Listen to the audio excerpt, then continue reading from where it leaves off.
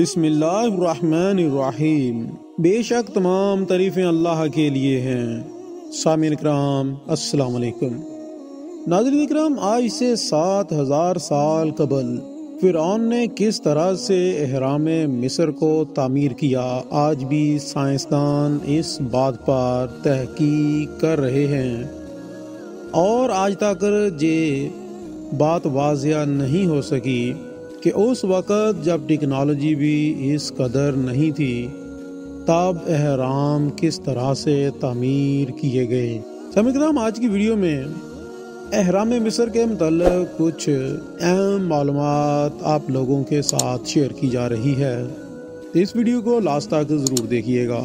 سامعین کرام، اس سے پہلے کہ ویڈیو کا باقاعدہ آغاز کریں، میں اپنے سامعین کرام سے گزارش کرنا چاہوں گا کہ جو لوگ ہمارے اس چینل کی ویڈیو کو پہلی بار دیکھ رہے ہیں وہ ہمارے اس منفرد چینل کو سبسکرائب کر کے ساتھ موجود بیل کے نشان کو بھی دبا دیں تاکہ آپ لوگوں کو ہماری ڈیلی نئی آنے والی ویڈیوز کے نوٹیفیکیشن مل سکیں، آپ ہماری ویڈیوز کو بر وقت دیکھ سکیں۔ سامعین کرام، فرعون ٹیکنالوجی اور سائنس میں بہت آگے تھے۔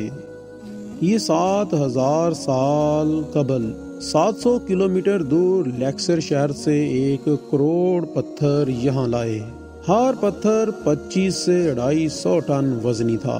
یہ ون پیس تھا اور یہ پہلے پہاڑ سے چوڑائی میں ان پتھروں کو کاٹا گیا تھا اور پھر 700 کلومیٹر دور لایا گیا تھا۔ یہ پتھر بعد ازاں صحرا کے عین درمیان میں 170 میٹر کی بلندی پر لگائے گئے تھے۔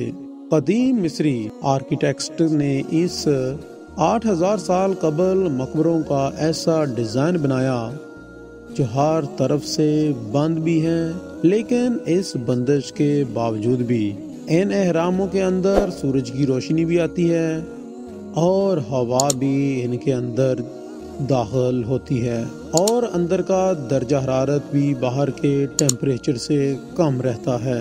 ناظرین اکرام، ان لوگوں نے 8000 سال قبل لاشوں کو بھی حنوط کرنے کا طریقہ ایجاد کر لیا تھا اور اس کے علاوہ یہ لوگ خوراک کو ہزاروں سال تک محفوظ رکھنے کا طریقہ بھی جانتے تھے۔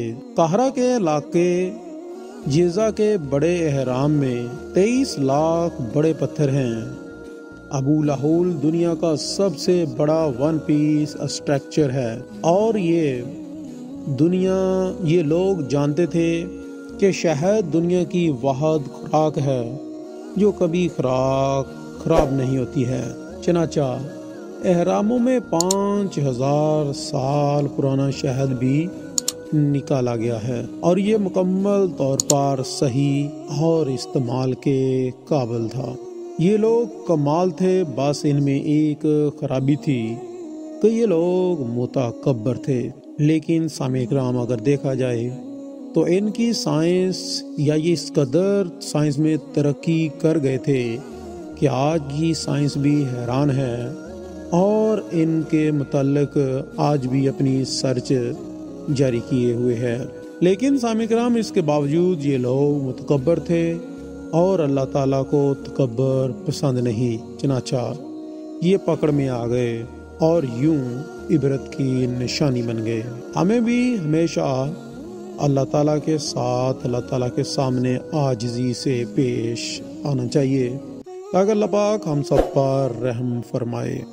ویڈیو اچھی لگی تو لائک کیجیے گا اور ہو سکے تو دوستوں کے ساتھ بھی شیئر کر دیجیے گا۔ ملیں گے کل کو اپنی ایک نئی ویڈیو کے ساتھ، تب تک کے لیے اجازت چاہتا ہوں۔ دعا میں یاد رکھیے گا۔ اللہ نگہبان۔